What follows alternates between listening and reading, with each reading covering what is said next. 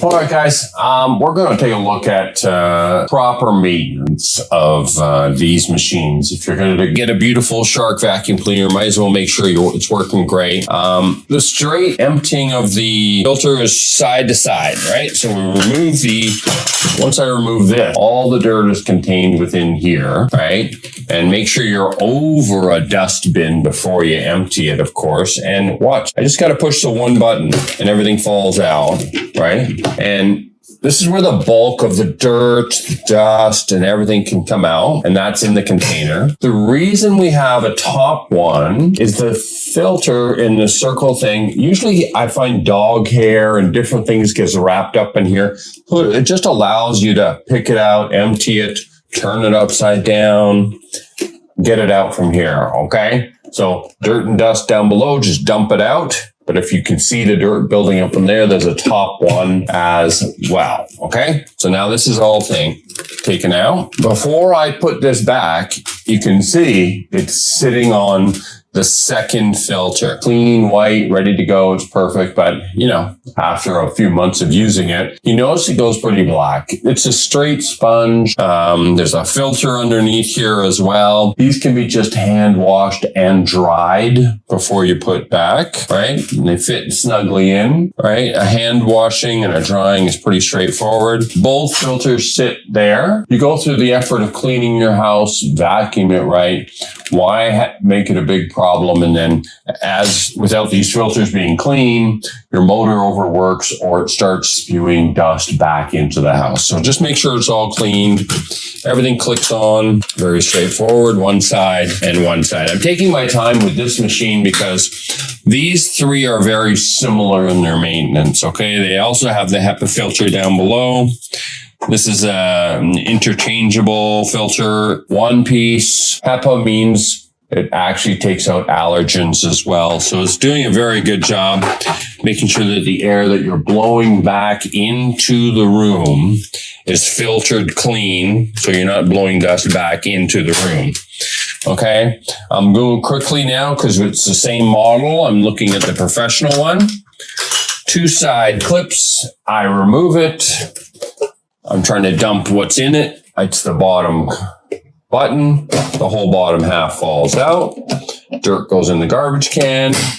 Click back in. If there's stuff in the top of here, I can see what I'm doing right there. Usually hair, things piles up in the top one.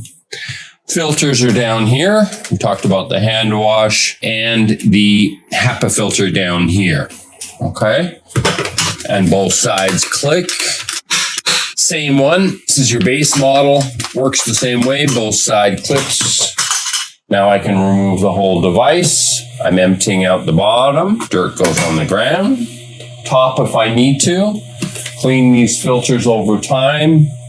And I just click it back. Okay, it's a pretty easy machines to operate. The last one here is my Rocket Pro. Again, it's easy because I can remove the whole filter by itself. And then if I'm trying to empty it out, the trick is to make sure this is over a garbage can, because as soon as I push the button, the bottom falls right out of it, right? And the dirt goes everywhere. So we're going to click that one, make it click it back. Notice how easy it is to put it back on. Click. There is an extra filter here, which you want to keep an eye on, not something you want to change all the time, but you can see the level of dirt on this one. So that just gives you the extra level. There are tiny filters here, but it doesn't really see where your tiny HEPA filter is. Again, it's not something that you're going to be looking at too often, but the better it works, the better your filters, the cleaner your filters are, the better the actual vacuuming job is going to be, and it's easier for you. So proper maintenance is standard. So they were asking about cleaning the actual rollers. You can use a coin or Just a basic screwdriver here. You can see what I'm using. It's a half a turn, right? So half a turn to unlock. And now this piece should come out, or the roller should come out. So it doesn't, the roller itself is not going to be removed, but you can see how much more easy accessible, no blockage.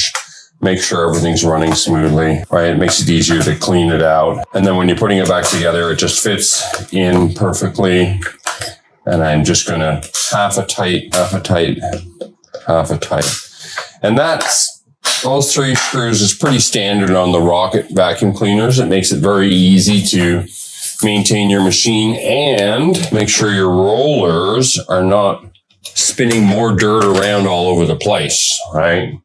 You're going through the effort to clean it up. You don't want to have to, clean the whole place a second time just because we've got dirty rollers, right? Same scenario. See what I'm looking at here? This roller is not able to take off as easy as the other one, right? So it's all a little bit more built in here.